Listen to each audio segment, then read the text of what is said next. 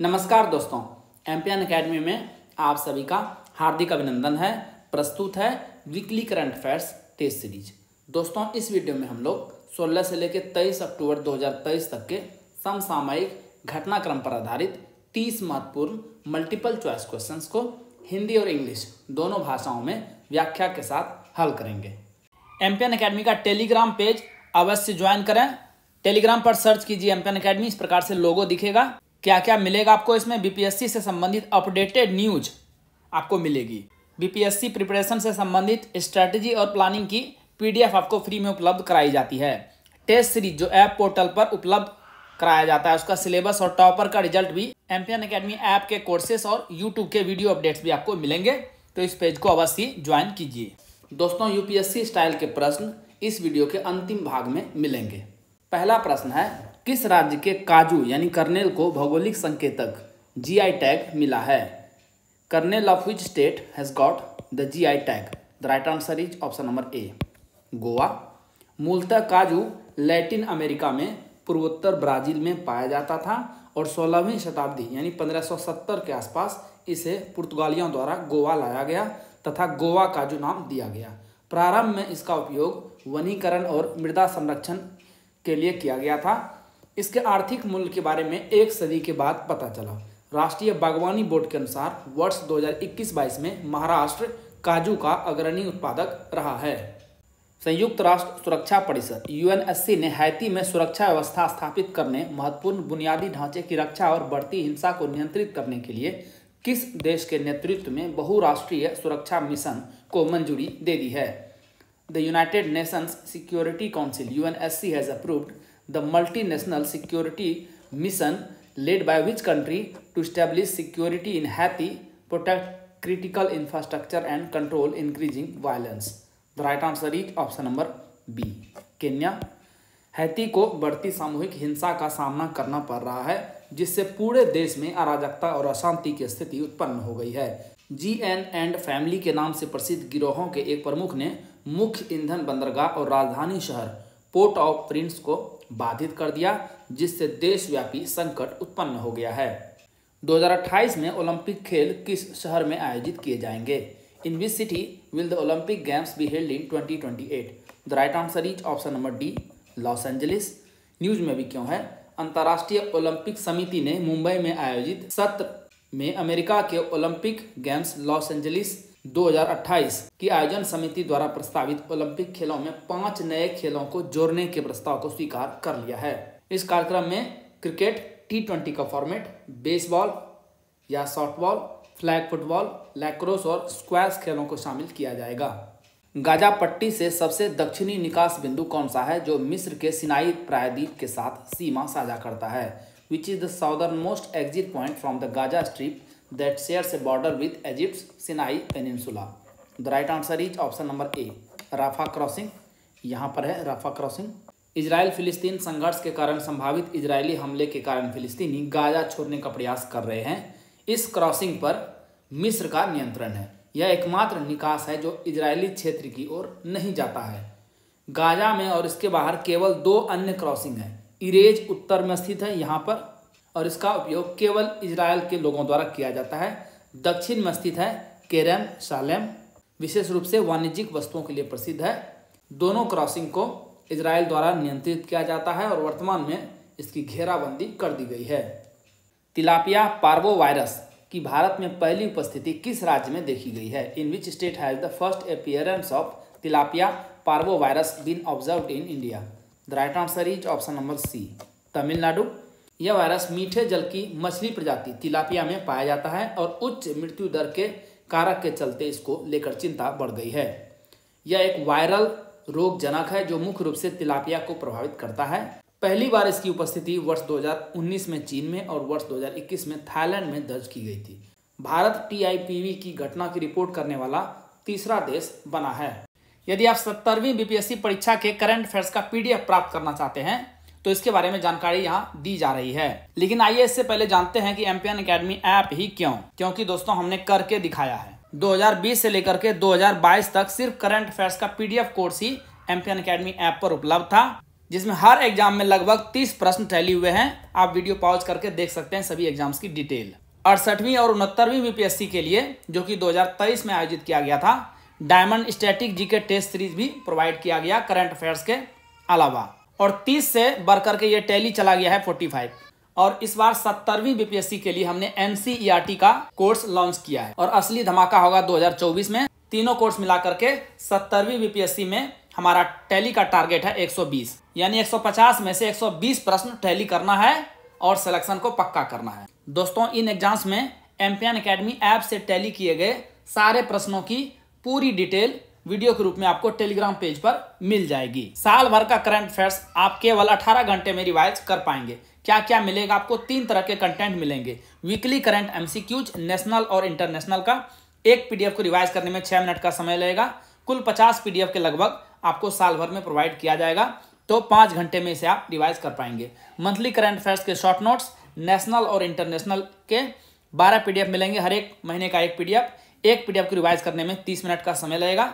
कुल 6 घंटे में इसे रिवाइज कर लेंगे। और बिहार मंथली करंट अफेयर्स के 14 पीडीएफ आपको मिलेंगे, जिसमें बजट और इकोनॉमिक सर्वे यहाँ भी प्रोवाइड किया जाएगा और यहाँ भी। एक पीडीएफ को रिवाइज करने में 30 मिनट, कुल 7 घंटे। इस प्रकार से 18 घंटे में साल भर का करंट अफेयर्स आप एक बार रिवाइज कर पाएंगे। एम्पियन एकेडमी ऐप पर 2 प्रकार के टेस्ट सीरीज आपको मिलेंगे। एक है एनसीईआरटी टेस्ट सीरीज, बिल्कुल न्यू बीपीएससी और यूपीएससी स्टाइल वाले एमसीक्यूज आपको मिलेंगे। टोटल 36 सेट मिलेगा आपको, क्लास वाइज और सब्जेक्ट वाइज, और एक टेस्ट में प्रश्नों की संख्या रहेगी 100। दूसरा टेस्ट है diamond static GK test series, whole syllabus का टेस्ट आपको मिलेगा। एक टेस्ट में 120 प्रश्न रहेंगे और सेट की संख्या रहेगी 25। दोनों टेस्ट सीरीज आपको निगेटिव मार्किंग के साथ उपलब्ध है। आपको 70वीं बीपीएससी प्रारंभिक परीक्षा के ये पीडीएफ और टेस्ट सीरीज मिलेगा कैसे? गूगल प्ले स्टोर पर एम्पियन एकेडमी टाइप कीजिए, इस तरह का लोगो दिखेगा, ऐप को इंस्टॉल कीजिए। ओटीपी देने के बाद ऐप खुलेगा। स्टोर सेक्शन में नीचे चले जाइएगा, वहां पर आपको कोर्सेस मिलेंगे। 3 प्रकार के कोर्सेस उपलब्ध हैं। करंट अफेयर्स पीडीएफ कोर्स 70वीं बीपीएससी के लिए, टेस्ट सीरीज 2 प्रकार के एनसीईआरटी और diamond static GK test series. Course पर क्लिक करते ही नीचे पेमेंट का लिंक मिलेगा। बहुत ही मामूली शुल्क के साथ ये टेस्ट सीरीज और करंट अफेयर्स के पीडीएफ आपको प्रोवाइड किए जा रहे हैं। पेमेंट करते ही कंटेंट सेक्शन में आपको सारे स्टडी मटेरियल्स उपलब्ध करा दिए जाएंगे। किस कंपनी को प्रभावी संकट मूल्यांकन रणनीतियों को लागू करने की प्रतिबद्धता के लिए जोखिम प्रबंधन में गोल्डन पीकॉक पुरस्कार प्राप्त हुआ है? Which company has received the golden peacock award in risk management for its commitment to implementing effective crisis assessment strategies? The right answer is option number A, REC। REC limited एक गैर banking वित्तीय company यानी NBFC है, जो भारत में power sector financing और विकास पर केंद्रित है। यह विद्युत ऊर्जा क्षेत्र में विभिन्न संस्थाओं को वित्तीय सहायता प्रदान करती है। REC की फंडिंग से भारत में हर चौथा बल्ब रोशन होता है। क्षेत्रीय कनेक्टिविटी के लिए समर्पित भारत के पहले मास रैपिड सिस्टम के पहले चरण का उद्घाटन कहाँ किया गया है? Where has the first phase of India's first mass rapid system dedicated to regional connectivity been inaugurated? The right answer is option number C, Delhi NCR। प्रधानमंत्री नरेंद्र मोदी ने दिल्ली राष्ट्रीय राजधानी क्षेत्र यानी दिल्ली NCR में regional rapid transit system RRTS के पहले चरण का उद्घाटन किया, जिसे नमो भारत भी कहा जाता है। यह 180 किलोमीटर प्रति घंटा तक की गति से चलने में सक्षम है। यूरोपीय संघ के शीर्ष मानवाधिकार पुरस्कार से किसे सम्मानित किया गया है? Who has been awarded the European Union's top human rights award? The right answer is option number A, Mahsa Amini. 2022 में ईरान में पुलिस हिरासत में मरने वाली 22 वर्षीय कुर्द ईरानी महिला महसा अमीनी को यूरोपीय संघ के शीर्ष मानवाधिकार पुरस्कार से सम्मानित किया गया है, जिसने ईरान की रूढ़िवादी इस्लामी धर्म तंत्र के खिलाफ समग्र विश्व में विरोध प्रदर्शन शुरू कर दिया था। ईरान के हेड स्कार्फ के अनिवार्य कानून की अवज्ञा करने के आरोप में गिरफ्तार किए जाने के बाद अमीनी की मृत्यु हो गई। इसके चलते महिलाओं के नेतृत्व में एक आंदोलन शुरू हुआ तथा विश्व वीमेन लाइफ लिबर्टी के नारों से गूंज उठा। यूरोपीय संघ पुरस्कार का नाम सोवियत डिसिडेंट आद्रेंत सखारेव के नाम पर रखा गया था। किस भारतीय गांव को संयुक्त राष्ट्र विश्व पर्यटन संगठन UNWTO द्वारा सर्वश्रेष्ठ पर्यटन गांव का प्रतिष्ठित खिताब प्रदान किया गया है? Which Indian village has been awarded the prestigious title of Best Tourism Village by the United Nations World Tourism Organization UNWTO? The right answer is option number B, Dhordo. Uzbekistan के समरकंद में UNWTO द्वारा आयोजित best tourism village 2023 पुरस्कार समारोह में धोर्दो को यह खिताब मिला। गुजरात का यह गांव अपनी समृद्ध सांस्कृतिक विरासत, हस्तशिल्प और प्रसिद्ध रण उत्सव के कारण एक लोकप्रिय पर्यटन स्थल बन गया है। बिशन सिंह बेदी, जिनका निधन हाल ही में हो गया है, का संबंध किस खेल से था? Bishan Singh Bedi, who passed away recently, was associated with which sport? The right answer is option number B, cricket. भारतीय क्रिकेट टीम के पूर्व कप्तान बिशन सिंह बेदी का लंबी बीमारी के बाद निधन हो गया। वह 77 वर्ष के थे। बिशन सिंह बेदी ने 1967 और 1979 के बीच भारत के लिए 67 टेस्ट खेले और 266 विकेट भी लिए थे। बेदी 1990 में भारतीय राष्ट्रीय टीम के पहले पेशेवर मुख्य कोच बने थे। एशियाई पैरा गेम्स 2022 में पुरुषों के हाई जंप T63 इवेंट में स्वर्ण पदक किस भारतीय ने जीता?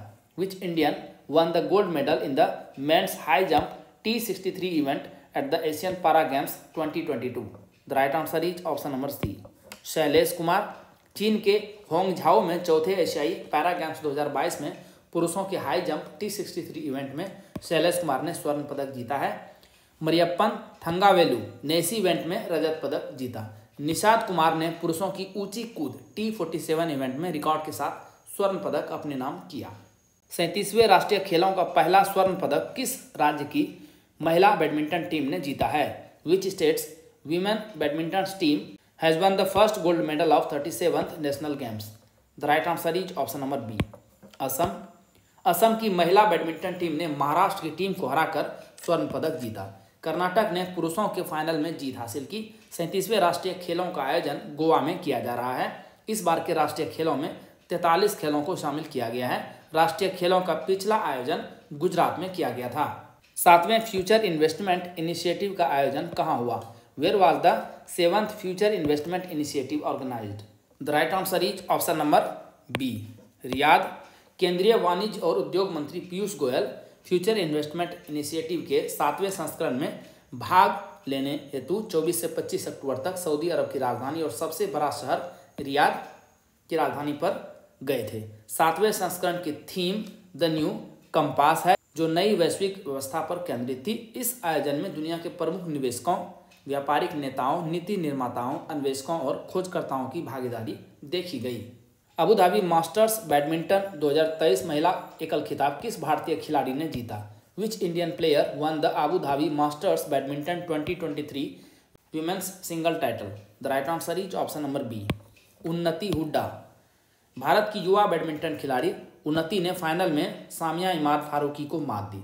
16 साल की उन्नति का यह दूसरा BWF सुपर 100 वर्ल्ड टूर खिताब है। इससे पहले इन्होंने 14 साल की उम्र में BWF खिताब जीतने वाले सबसे कम उम्र की भारतीय बनने का गौरव हासिल किया था। इंटरनेशनल क्रिकेट में सबसे तेज 26,000 रन बनाने वाले बल्लेबाज कौन बन गए हैं? Who has become the fastest batsman to score 26,000 runs in international cricket? The right answer is option number A, Virat Kohli. Kohli ने इस मामले में महान क्रिकेटर सचिन तेंदुलकर को पीछे छोड़ा है। विश्व कप 2023 में बांग्लादेश के खिलाफ खेले गए एक मैच में इन्होंने यह उपलब्धि हासिल की। कोहली ने इस मैच में अपने वनडे करियर का 48वां शतक भी जड़ा। ओडिशा के नए राज्यपाल के रूप में किसे नियुक्त किया गया है? Who has been appointed as the new governor of Odisha? The right answer is option number A, Raghubar Das. राष्ट्रपति द्रौपदी मुर्मू ने ओडिशा के नए राज्यपाल के रूप में झारखंड के पूर्व मुख्यमंत्री रघुवर दास को नियुक्त किया है। रघुवर दास 2014 से 2019 तक झारखंड के मुख्यमंत्री थे। तेलंगाना से बीजेपी नेता इंद्रसेना रेड्डी नल्लू को त्रिपुरा के नए राज्यपाल के रूप में नियुक्त किया गया है। प्रधानमंत्री नरेंद्र मोदी द्वारा किस राज्य में 511 प्रमोद महाजन ग्रामीण कौशल विकास केंद्रों का शुभारंभ किया गया? In which state were 511 Pramod Mahajan rural skill development centres launched by PM Narendra Modi? The right answer is option number C, Maharashtra. ये केंद्र महाराष्ट्र के 34 ग्रामीण जिलों में स्थापित किए जा रहे हैं। इसके तहत हर एक केंद्र पर कम से कम 2 व्यावसायिक पाठ्यक्रमों में लगभग 100 युवाओं को प्रशिक्षित किया जाएगा। किस राज्य सरकार ने बाघ अभयारण्यों के लिए विशेष बाघ सुरक्षा बल के गठन को मंजूरी दी है? Which state government has approved the formation of special tiger protection force for tiger reserves? The right answer is option number D, Arunachal Pradesh. इस स्पेशल टाइगर प्रोटेक्शन फोर्स को नाम दफा पक्के और कमलांग टाइगर रिजर्व में तैनात किया जाएगा। इसके तहत कुल 336 पोस्ट भी बनाए जाएंगे। किस राज्य सरकार ने राज्य को पूरी तरह से नशा मुक्त बनाने के लिए मिशन होप इनिशिएटिव शुरू किया है? Which state government has launched the mission hope initiative to make the state completely drug free? The right answer is option number A, Punjab. इस इनिशिएटिव की शुरुआत अमृतसर शहर से की गई है। नशा मुक्ति के लिए प्रे, प्लेस एंड प्ले की थीम के जरिए यह महाअभियान शुरू किया गया है। युवाओं को शहीद भगत सिंह के वीर योद्धाओं के बलिदान को याद कराकर नशे के खिलाफ शपथ दिलाई जा रही है। साथ ही क्रिकेट के जरिए अमृतसर की गलियों और स्टेडियम में युवाओं को जागरूक किया जा रहा है। राष्ट्रीय हस्तशिल्प प्रदर्शनी गांधी बुनकर मेला का आयोजन किस शहर में किया गया? In which city was the national handicraft exhibition Gandhi Bunkar fair organised? The right answer is option number B, Kolkata. केंद्रीय कपड़ा मंत्रालय की पहल के तहत राष्ट्रीय हस्तशिल्प प्रदर्शनी गांधी बुनकर मेला कोलकाता में शुरू हुआ।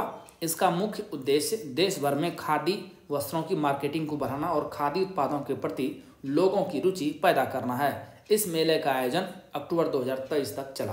किस राज्य के चौथे कृषि रोड मैप को राष्ट्रपति द्रौपदी मुर्मू द्वारा लॉन्च किया गया है? Which state's fourth agriculture road map has been launched by president Droupadi Murmu? The right answer is option number A, Bihar. 1,62,000 crore रुपए के चौथे कृषि रोड मैप जो कि 2023 से 2028 तक चलेगा में कृषि उत्पादन बढ़ाने के साथ साथ अगले 5 वर्षों में किसानों की आय बढ़ाने पर भी केंद्रित है। पहला कृषि रोड मैप 2008 में लॉन्च किया गया था। इसके बाद 2012 में दूसरा और 2017 में तीसरा रोड मैप लॉन्च किया गया था। मुख्यमंत्री नीतीश कुमार ने पहले राष्ट्रपति प्रणब मुखर्जी और रामनाथ कोविंद को क्रमशः दूसरे और तीसरे कृषि रोड मैप लॉन्च करने के लिए आमंत्रित किया था। केंद्र सरकार द्वारा 2024-25 विपणन सत्र के लिए गेहूं का न्यूनतम समर्थन मूल्य प्रति क्विंटल कितना रखा गया है? What is the minimum support price MSP of wheat per quintal kept by the central government for the 2024-25 marketing season? The right answer is option number B, 2,275 रुपये। केंद्र सरकार ने 2024-25 विपणन सत्र के लिए गेहूं के MSP को 150 रुपये बढ़ा करके 2,275 रुपये प्रति क्विंटल कर दिया है। साल 2014 के बाद गेहूं के न्यूनतम समर्थन मूल्य में यह सबसे बड़ी वृद्धि है। प्रधानमंत्री मोदी की अध्यक्षता में आर्थिक मामलों की कैबिनेट समिति CCEA की बैठक में यह फैसला लिया गया। ग्लोबल मैरीटाइम इंडिया समिट 2023 का आयोजन किस शहर में किया गया? In which city was the global maritime India summit 2023 organised? The right answer is option number C, Mumbai. PM Modi ने वीडियो कॉन्फ्रेंसिंग के माध्यम से मुंबई में ग्लोबल मैरीटाइम इंडिया समिट 2023 के तीसरे संस्करण का उद्घाटन किया। यह शिखर सम्मेलन 17 से 19 अक्टूबर तक मुंबई में आयोजित किया गया। इन्होंने अमृतकाल विजन 2047 का भी अनावरण किया, जो भारतीय समुद्री क्षेत्र के लिए नीली अर्थव्यवस्था की मूल योजना यानी ब्लूप्रिंट है। इस भविष्यवादी योजना के अनुरूप प्रधानमंत्री ने 23,000 करोड़ रुपये से अधिक की परियोजनाओं का उद्घाटन किया। साथ ही इन्होंने दीनदयाल पोर्ट अथॉरिटी में Tuna Tekra all weather deep draft terminal की आधारशिला भी रखी। विदेश मंत्री डॉक्टर S जयशंकर ने किस देश के ताओ डैन पार्क में महात्मा गांधी की प्रतिमा का अनावरण किया? Foreign minister doctor S Jaishankar unveiled the statue of Mahatma Gandhi in Tao Dan park of which country? The right answer is option number C, Vietnam. Vietnam के हो ची मिन्ह के तानो दान पार्क में महात्मा गांधी की प्रतिमा का उद्घाटन किया गया। इस कार्यक्रम में भारतीय विदेश मंत्री S जयशंकर के साथ वाइस चेयरमैन डुओंग अन डुक भी मौजूद थे। अभी हाल ही में S जयशंकर ने वियतनाम में ही रविंद्रनाथ टैगोर की एक प्रतिमा का अनावरण किया था। आइए अब UPSC स्टाइल के प्रश्नों को हल करते हैं। स्टैनली द्वीप समूह के संदर्भ में निम्नलिखित कथनों पर विचार कीजिए। सही उत्तर को चुनना है, एक एक कर सभी को देखते हैं। इतु अवा इसका सबसे बड़ा द्वीप है, सही है बिल्कुल। यह दक्षिणी चीन सागर में स्थित है, ये भी सही है। इसे स्टॉर्म आइलैंड के नाम से भी जाना जाता है, यह भी सही है। तो ऑप्शन नंबर डी सही इसका जवाब होगा। 1, 2 और 3 तीनों सही है। न्यूज़ में अभी क्यों है? विवादित स्प्रैटली द्वीप समूह में सेकेंड थॉमस शोल के समीप एक पुनः आपूर्ति मिशन के दौरान चीन तथा फिलीपींस के जहाज़ों के बीच टकराव के बाद दोनों देशों द्वारा एक दूसरे पर लगाए गए आरोप प्रत्यारोप के चलते दक्षिणी चीन सागर में तनाव बढ़ गया है।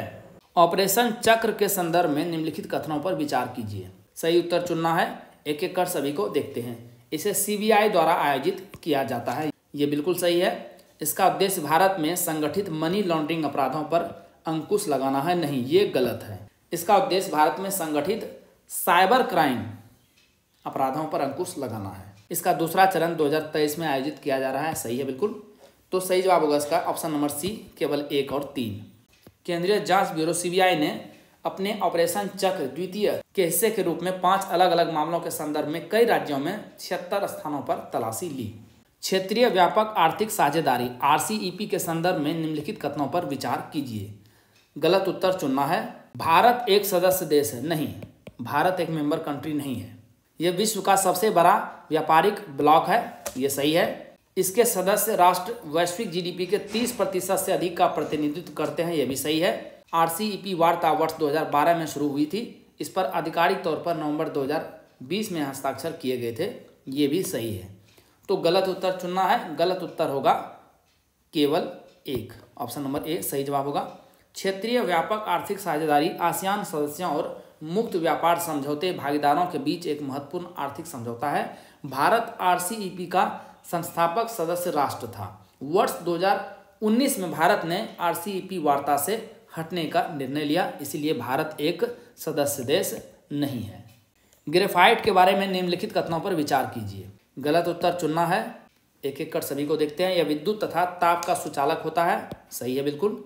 चीन दुनिया के 3/4 ग्रेफाइट का उत्पादन करता है, नहीं, ये गलत है। चीन दुनिया के 2/3 ग्रेफाइट का उत्पादन करता है। प्राकृतिक ग्रेफाइट का 27.3% संसाधन तुर्की और 22.4% ब्राजील के पास है, सही है। तो गलत उत्तर चुनना था। ऑप्शन नंबर ए सही जवाब होगा, केवल 2 है गलत। इसका उपयोग बैटरी के लिए इलेक्ट्रोड के उत्पादन एवं इलेक्ट्रॉनिक्स उद्योग में किया जाता है। अभी न्यूज में क्यों है? विश्व के शीर्ष ग्रेफाइट उत्पादक लगभग 65% और निर्यातक चीन ने बैटरी की प्रमुख सामग्री के निर्यात पर प्रतिबंध लगाने का फैसला किया है। यह प्रतिबंध चिप के निर्माण के लिए आवश्यक 2 धातुओं गैलियम और जर्मेनियम पर 1 अगस्त 2023 से लागू प्रतिबंधों के समान है, जिन्होंने देश के बाहर कीमतों को बढ़ा दिया है। केन तथा बेतवा नदियों के संदर्भ में निम्नलिखित कथनों पर विचार कीजिए। सही उत्तर चुनना है। दोनों यमुना की सहायक नदियां हैं, बिल्कुल सही। दोनों नदियों का उद्गम मध्य प्रदेश में होता है, यह भी सही है। केन नदी पेंच टाइगर रिजर्व से होकर गुजरती है, नहीं, केन नदी पन्ना टाइगर रिजर्व से होकर गुजरती है। राजघाट, पारीछा और माता टीला बांध बेतवा नदी पर स्थित है, बिल्कुल सही है। तो सही उत्तर चुनना था। सही उत्तर होगा केवल 1, 2 और 4, 3 गलत जवाब है। अभी न्यूज में क्यों है? केन बेतवा नदी लिंक परियोजना को वन संबंधी अंतिम मंजूरी मिल गई है। यद्यपि परियोजना को वनों से संबंधित मंजूरी प्राप्त हो चुकी है, लेकिन वन्य जीवों से संबंधित मंजूरी भारत के सर्वोच्च न्यायालय के जांच के अधीन है। दोस्तों, जैसा कि बताया गया है, इस वीडियो लेक्चर का PDF आपको इंग्लिश और हिंदी दोनों भाषाओं में फुल डिस्क्रिप्शन के साथ एमपीएन अकेडमी ऐप पर प्राप्त होगा। दोस्तों, इन PDF के सारे आप इस वीडियो लेक्चर को आसानी से 5 से 6 मिनट में रिवाइज कर पाएंगे, जिससे आपका बहुत सारा समय बचेगा, जिससे आप स्टैटिक पोर्शन पर खर्च कर सकते हैं और अपने टाइम को बेटर मैनेज कर सकते हैं। दोस्तों, एमपीएन अकेडमी का लिंक आपको इस वीडियो के डिस्क्रिप्शन बॉक्स और पिंड कमेंट सेक्शन में मिल जाएगा। चलिए अंतिम प्रश्न को हल करते हैं। भारत में नवरत्न कंपनियों के बारे में निम्नलिखित कथनों पर विचार कीजिए। तो सही उत्तर चुनना है। वर्तमान में भारत में 16 नवरत्न कंपनियां हैं, सही है। नवरत्न का दर्जा पहली बार 1995 में पेश किया गया था, नहीं, नवरत्न का दर्जा पहली बार 1997 में पेश किया गया था, तो ये गलत है। वित्त मंत्रालय ने रेल मंत्रालय के तहत 2 केंद्रीय सार्वजनिक क्षेत्र उद्यमों CPSE, इरकॉन इंटरनेशनल और राइट्स लिमिटेड को नवरत्न का दर्जा प्रदान किया है, सही है। सही जवाब होगा ऑप्शन नंबर सी, केवल 1 और 3। नवरत्न का दर्जा प्राप्त करने के लिए एक फर्म को शुरू में मिनी रत्न श्रेणी में शामिल होना होगा और इसे 6 प्रदर्शन मानदंडों के अनुसार 60 या अधिक 100 में से का स्कोर हासिल करना होगा, जिसमें नेट प्रॉफिट से लेकर नेट वर्थ, प्रति शेयर आय और अंतर क्षेत्रीय प्रदर्शन जैसे मैट्रिक्स शामिल है। दोस्तों, इसी के साथ साप्ताहिक करंट अफेयर्स टेस्ट सीरीज के संस्करण को समाप्त करने की आपसे इजाज़त चाहूँगा। वीडियो देखने के लिए बहुत बहुत धन्यवाद। Thank you very much. जल्द ही मिलते हैं अगले वीडियो में। All the best for your exam preparation.